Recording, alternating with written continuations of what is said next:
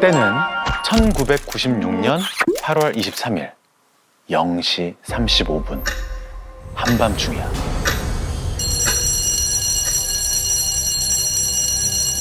서울 용산 소방서에 신고가 접수됐어. 지금 여기 아랫집에 불이 났어요. 안에 사람이 있는 것 같은데 빨리 좀 와주세요. 곧바로 119가 출동을 했지. 자, 불이 난 곳은 후암동에 있는 다세대 주택의 3층. 방수! 쫙! 한쪽에선 물을 뿌리고 동시에 구조대가 집 안으로 들어갔어. 사람부터 살려야 하니까.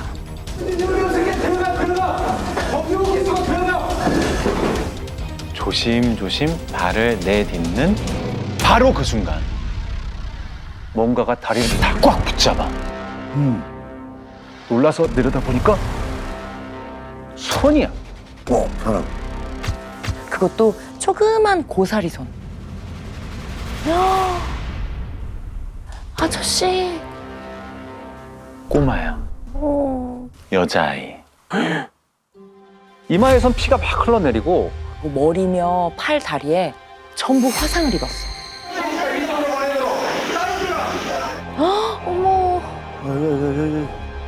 얼른 부둥켜 안고 밖으로 나가려는데 아이가 막 울면서 집안을 가리켜.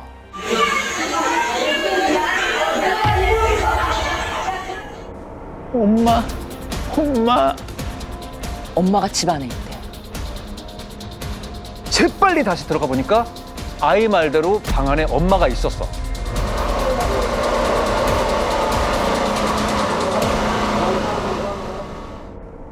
이미 숨을 거둔 채였어. 그런데 뭔가 좀 이상해. 시신이 반듯하게 누워있어. 이렇게 하늘을 보고. 일반적으로 생각했을 때 만약에 불이 났어. 네. 만약에 너 같으면 불이 났을 때 어떡하겠어? 무조건 나갈 것 같아. 나올 생각을 하겠죠. 그렇지? 발버둥을 치겠지. 그렇지. 일단 어떻게든 빠져나가려고 할 거 아니야? 네. 위험하니까. 그래서 보통 화재 현장에는 시신이 출입문 쪽에서 발견이 돼. 그렇지. 뭐 발버둥 친 흔적도 남기 마련이고. 그게 일반적인 건데 방 안에 그냥 반듯하게 누워 있었다? 불이 났을 땐 이미 움직일 수 없는 상태였다. 아니나 달라 화상뿐 아니라 얼굴과 머리도 크게 다쳤어. 아까 처음 소방관이 봤을 때 이 딸도 피를 흘리고 있었잖아. 어디라 그랬지? 머리? 그래, 이마 쪽에. 누군가가 습격을. 누군가에게 폭행을 당했다는 건데? 그래. 누군가 엄마와 딸을 살해하고 불을 질렀는데 딸만 기적적으로 살아남았다. 자, 범인은 대체 누굴까? 지금부터 너도 같이 한번 추리를 해봐. 찾아보자고.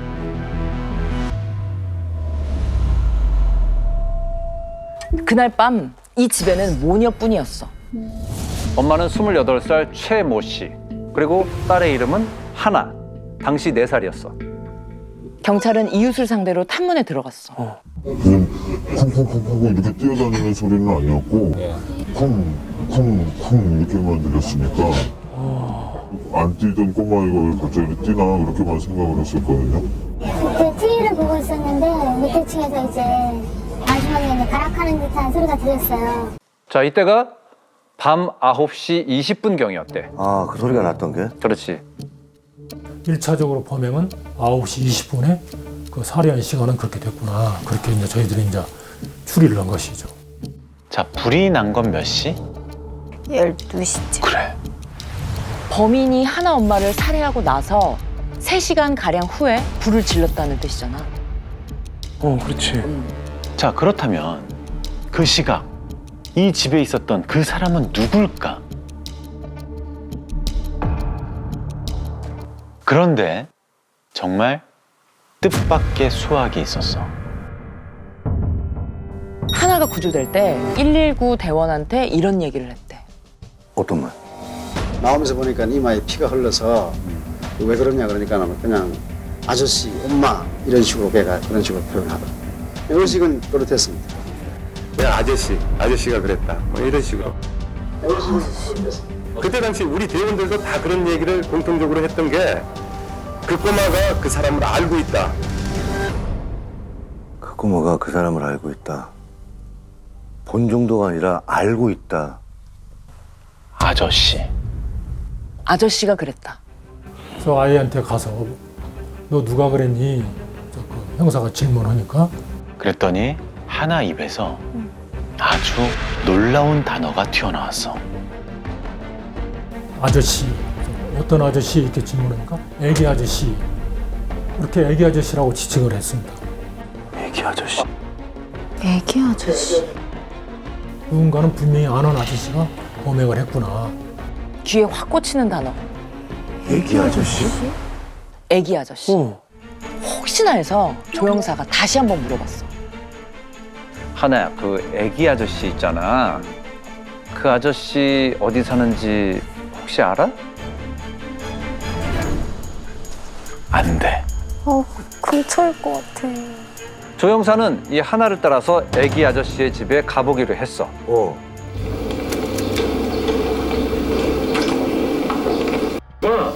어디다 이렇게 그 이야기만 해줘. 그러면 아저씨가 내가 알고 있구나. 애기 아저씨 집에 할머니도 이제 같이 따라가지고.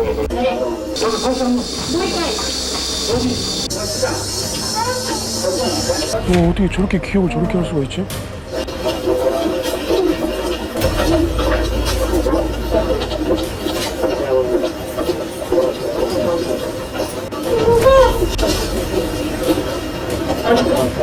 그래서 저 정도면 한두 번 간 게 아닌데? 자, 근데 더 놀라운 건 뭐냐?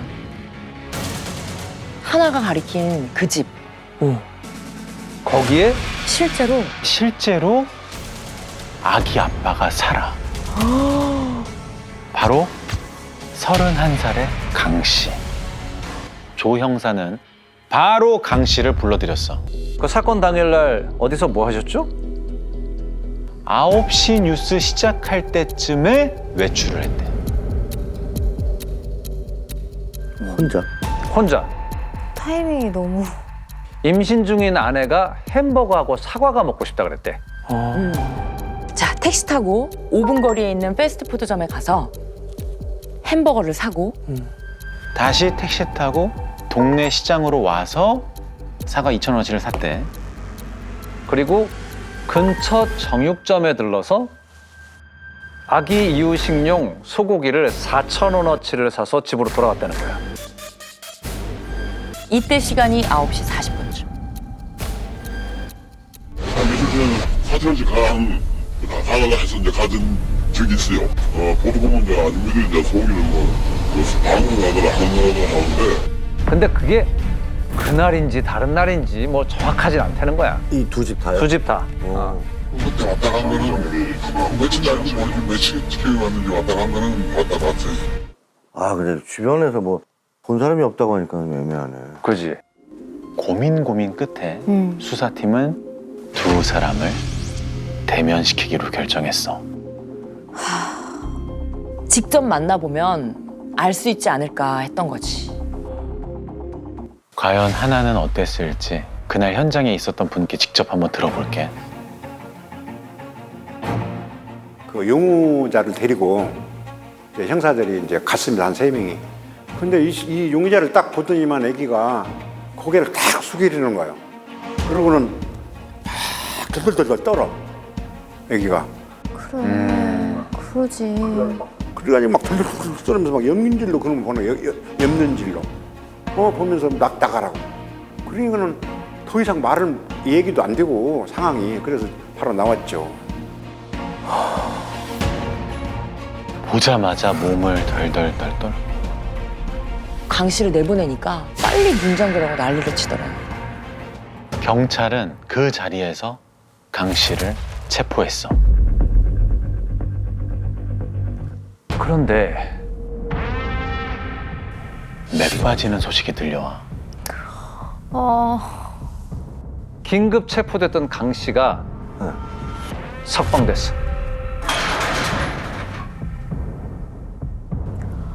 왜요? 검찰이 풀어줬대. 증거 불충분으로? 맞아, 증거 불충분. 4살짜리 아이 말만 듣고 붙잡아 둘 수는 없다. 물증을 갖고 와라. 그렇지. 발품을 팔고 또 판 끝에 마침내 중요한 사실을 하나 알아냈어. 자, 이거 한번 봐봐. 하나 엄마가 쓰던 가계부거든. 한번 읽어줘 봐봐. 96년 4월 16일 강땡땡 4월 25일 갚는 걸로 하고 800만 원 꼬감. 무슨 상황 같아? 맞네, 금전관계가 있었잖아. 근데 진짜 수상한 건 따로 있었어. 바로 강 씨의 거짓말. 전혀 금전거래도 없었다. 전화 한 통화한 적도 없었다. 가족 식사하고 그런 관계라고만 했지 전혀 그런 부분은 없었다라고 이제 그렇게 완강히 진술을 하더라고요. 돈 거래가 일절 없었다고 했어. 근데 경찰이 이렇게 증거를 들이대니까 그제서야 인정한 거야. 이상하지? 많이 이상하죠. 많이 이상하지? 그 당시에 강 씨는 벌이가 신통치가 않았어. 수입도 일정치가 않고. 신용카드로 어찌어찌 생활을 했는데 빚이 점점 늘어나고 있는 상황이었어. 결국 대출 변제 마감일이 닥쳐왔어. 그 마감일이 언제였냐? 놀라지 마. 바로 그날. 하나 엄마가 죽던 바로 그날이었어. 극적이네. 극적이지. 근데 결정타는 지금부터야. 하루는 취조실에서 조사를 하는데 강 씨가 땀을 뻘뻘 흘려. 뭐 좀 더워서 그런가 하고 유심히 보니까 옷차림이 좀 눈에 띄어. 긴팔 와이셔츠에다가 단추를 목 끝까지 다 채웠어. 왜 그랬을 것 같아? 오! 상처가 있는데? 역시 정 형사. 자세히 보니까 목에 상처가 있는 거야. 실례지만 셔츠 좀 벗어보시겠어요? 강 씨가 천천히 이렇게 옷을 벗는데 이게 다 뭐야? 전부 다 여기저기 부딪히고 긁힌 자국 투성이야. 이거 정황상 이상한 건 한두 가지가 아닌데 전부 다 간접 증거들 뿐이니까. 결정 증거 딱 하나만 있으면 되는구나. 그러니까. 유일한 직접 증거는 여전히 4살 배기 아이의 증언. 그 아이의 진술밖에 없어. 아유. 이 아이의 기억이 정확하다는 걸. 어떻게 하면 입증할 수 있을까? 이제 거기에 승부를 거는 수밖에 없는 거야. 제가 일관성 있게 진술을 하니까 영상 파일로 해서 한번 좀 더 증거 능력을 더 확보할 수 있지 않겠냐.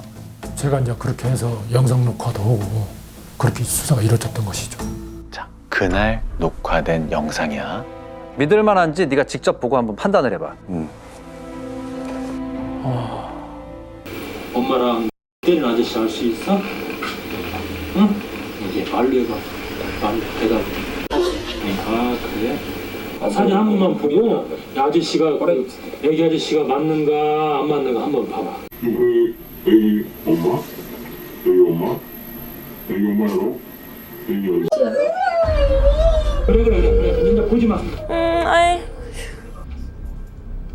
아니 없어. 사진 안 돼. 여기 덮어놨어. 여기 있는데 덮어놨어. 보여줄게.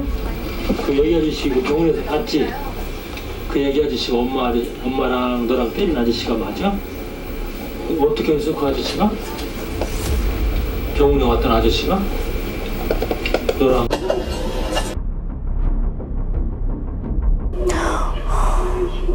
목을 조이고. 목 조이고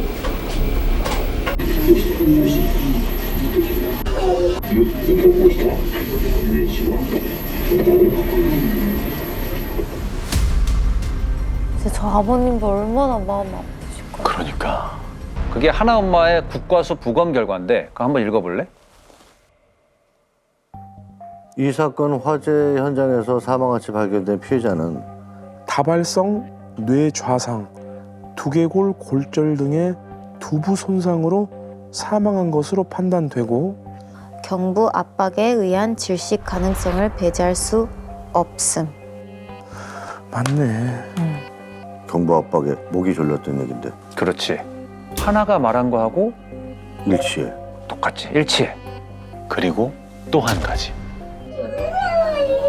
그래 니네 보지 마. 이렇게 눈을 가리고 울었잖아. 그냥 사진인데도 무서워서 피하는 거야. 부들부들 떨던데 뭐. 그렇지. 이런 게 바로 PTSD. 외상후 스트레스 장애라고 하잖아. PTSD의 전형적인 증상이 바로 이렇게 회피하는 거래. 하나처럼. 소름 돋아. 그리고 마침내 이 강 씨를 구속 기소하는데 성공했어. 오.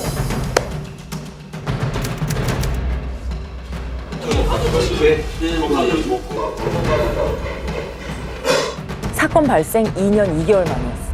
와.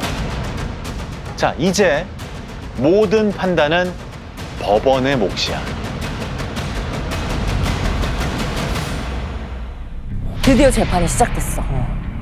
지금부터 하나가 뭐라고 대답하는지 귀 쫑긋 세우고 잘 들어봐. 하나양, 옛날 1996년 8월경에 하나와 엄마를 때리고 불을 지른 사람이 누구죠? 애기 아저씨요. 애기 아저씨 얼굴을 잘 아나요? 잘 알아요. 기억이 선명한 것 같은데요. 너무 다행이지. 네. 자, 마지막으로 재판장이 직접 물었어. 애기 아저씨가 엄마를 때렸나요? 네. 그러면 그 애기 아저씨 얼굴을 보면 알아볼 수 있겠어요? 네, 알아요. 애기 아저씨에 대한 질문에는 대답이 네. 또렷하지. 바로 그때였어. 들여보내세요.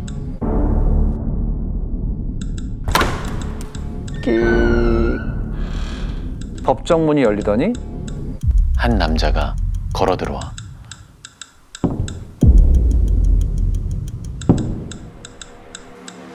누구겠어? 강 씨. 강 씨야. 저기 저 사람이 애기 아저씨인가요? 하나의 대답은 이거였어. 어머. 숨었다고? 그 의자 밑으로? 테이블 아래로. 아, 애가 완전히 기겁을 해서 탁자 밑으로 이렇게 기어 들어갔대. 게임은 끝난 거지. 더 이상 뭐 어느 부서가 필요 없지 않습니까? 자, 재판부는 어떤 결정을 내렸느냐. 피고인 강 씨, 유죄.